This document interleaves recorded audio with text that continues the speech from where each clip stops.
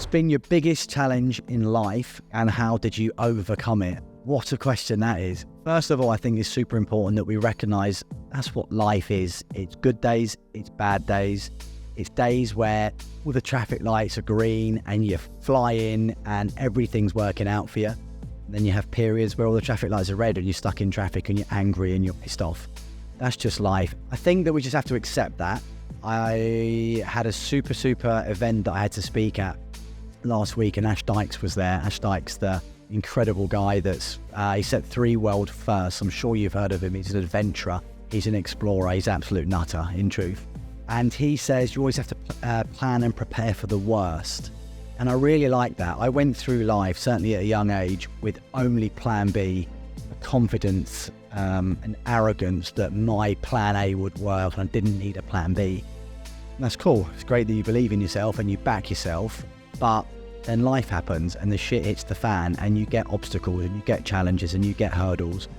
And suddenly I realized that actually you need a plan B as well. And sometimes a plan C and a plan D. So I think first of all, as we go into this year, it's the start of the year, recognize that you are going to get challenges. I guess life's a little bit like a boxing fight, isn't it? I quite like my boxing. There's some times where you are in total control, the punches are flying, you're on the front foot. But there's also times in life where your back's against the ropes and you're trying to dodge and duck and avoid the punches. And there's sometimes in life where you are flat out on the canvas. The key is how to get back up in life. The key is how you respond to those challenges.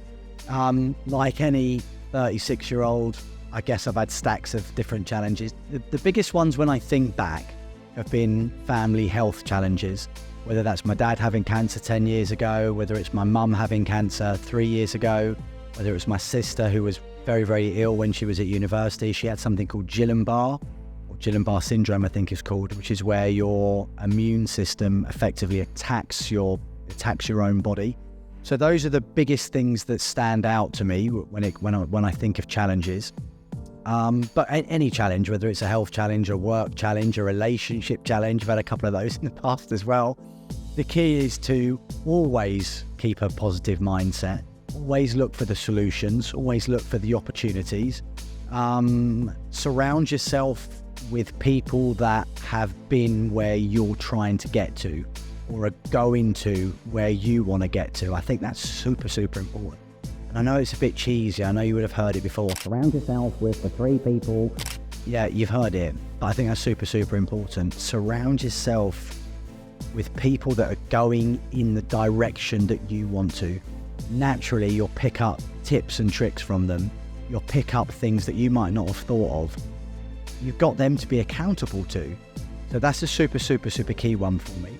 And it's the same when you get challenges. Try and find someone that has had the same challenge as you, but they've overcome that. They've got through it. So that's important. But the number one thing when it comes to dealing with challenges in life, put yourself first. And this is something that I struggled years and years. I'd always be that guy. I'd be absolutely exhausted from the week. I'd be knackered, I'd be so tired. I've worked hard all week, but everyone's going for beers on a Friday and I don't really want to go because I'm so tired, but I'll go because I don't want to let them down. I'd always put other people before me. Up until probably about 6 months ago, that was the case. 6 months ago, been doing a lot of coaching and realised that I can't keep living life that way. Got to put myself first. And the analogy that my coach gave me was, James, if you're on an aeroplane and the plane is heading for the mountain, what do?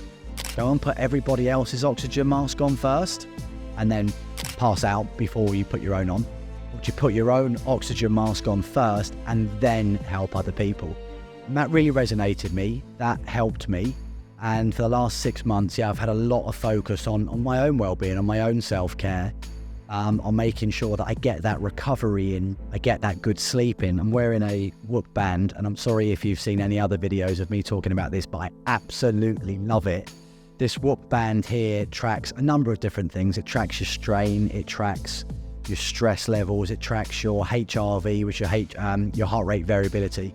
For me, the main 2 things I'm using it for are my sleep and my recovery. And those 2 things are things that I let slip up until probably 3 or 4 months ago, I would say. Now I am absolutely obsessed with those numbers. I'm making sure that I am stopped work by 7 p.m. I use the focus modes on my iPhone to make sure that after 7 p.m, unless you are like VIP, you cannot get hold of me. That means I don't get calls and emails late at night when I'm trying to decompress. I make sure that by 7 p.m, I'm out of the office. That's non-negotiable. When I go home, I'm not sucked into doing emails and sitting on the CRM system late at night. I eat earlier. I spend an hour before bed completely chilling out. I've got a sauna blanket, which is amazing. That's really, really cool. I have a hot bath. And I just take time for myself to read, recover, and relax. You can't park a Ferrari at 100 miles an hour, right? You've got to slow the Ferrari down before it gets into the garage. It's exactly the same with our bodies. So I'm putting a lot of focus into my own recovery, making sure I get good sleep. And honestly, I cannot tell you how good I feel from prioritizing those things. A couple of years ago, if you'd have said to me, James, focus on your sleep, I'd have been like, yeah, whatever, mate. I'm gonna go. Don't worry about my sleep. I'll be all good. Difference in how productive I am, the difference in the clarity of my mind is insane just since I have been focused on sleep and recovery and avoiding the things that ruin your sleep and recovery. Alcohol, no good for sleep, no good for recovery. Eating late, no good either. Sitting on, phone screens late at night, no good for you. Just by making those changes, I have been in an incredible place mentally. I feel the best I've ever felt. And that has helped me deal with the challenges of life. I always used to say, I can deal with anything in life as long as I had a good sleep. I didn't really believe it. Now I genuinely do believe it because I've seen the proof is there. I'm recovered, I'm well rested, I've had a good sleep. I don't struggle with the go. That just comes naturally. But prioritizing those things can deal with any challenges that life throws at